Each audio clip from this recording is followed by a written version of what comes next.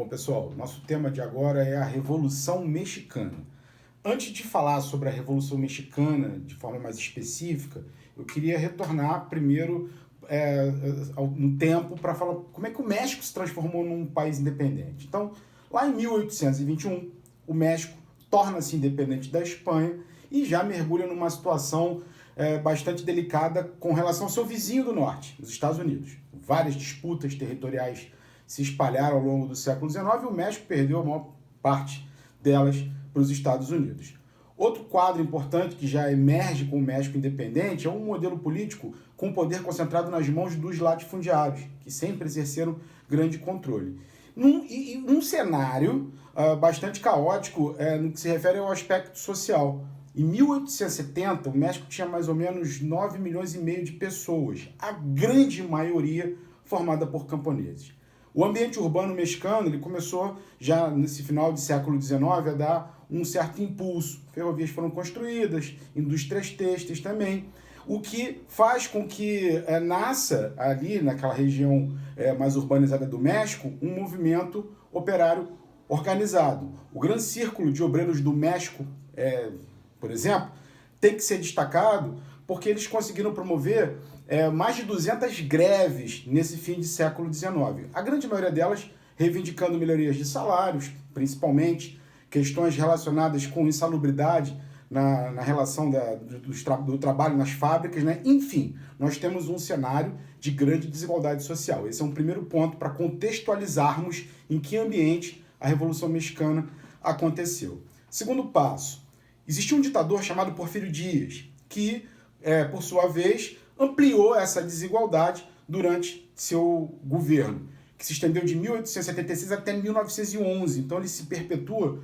durante muitos anos no poder e é responsável pela ampliação da desigualdade social. Por quê? Em 1890, ele decreta uma lei de expropriação das terras dos camponeses, aumentando ainda mais a concentração de terra nas mãos dos latifundiários. Pra vocês terem uma ideia, em 1910, 90% dos camponeses não tinham nem um pedacinho de terra para poder trabalhar. E isso culmina no surgimento de um movimento de rebelião que tinha como grande meta buscar terra e liberdade.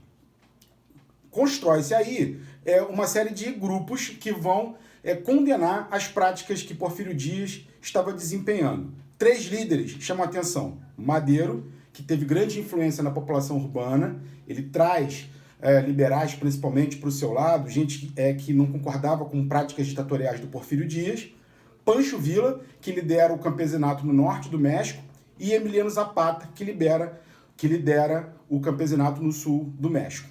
Conclusão, pessoal, essas forças acabam derrubando o governo de Porfírio Díaz, levando o México a eleições em 1911, onde Madero acaba sendo vitorioso. Bom, resolve o problema da população mexicana, resolve o problema social gravíssimo que vinha desde o início do século XIX? Não. O Madero ficou numa sinuca de bico, ele ficou, por um lado, com muito receio de não atender às perspectivas dos grupos dominantes, especialmente dos latifundiários, e por outro lado também ele não podia sufocar completamente os movimentos populares, os movimentos dos camponeses, liderados por Pancho Villa e Emiliano Zapata.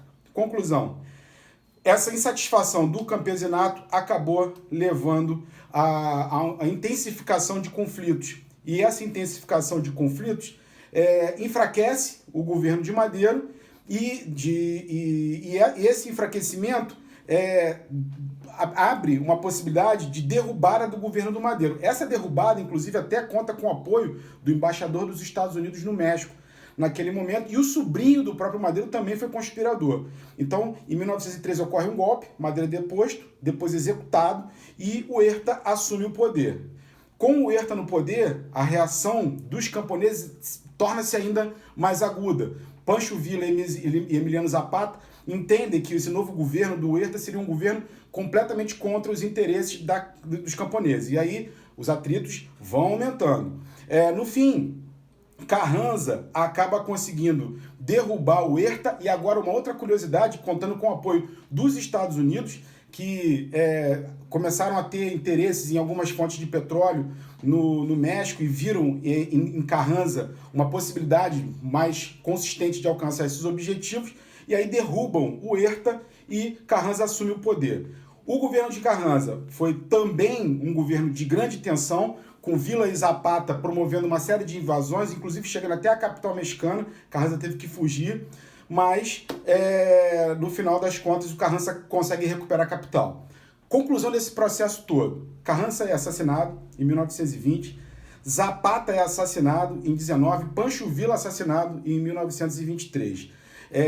As tensões eram muito fortes. Algum avanço em termos de distribuição de terras aconteceu nesse processo revolucionário mexicano. Entretanto, o quadro final que nós temos aqui nessa situação é de que até hoje o México sofre bastante com essa questão da desigualdade social. É isso.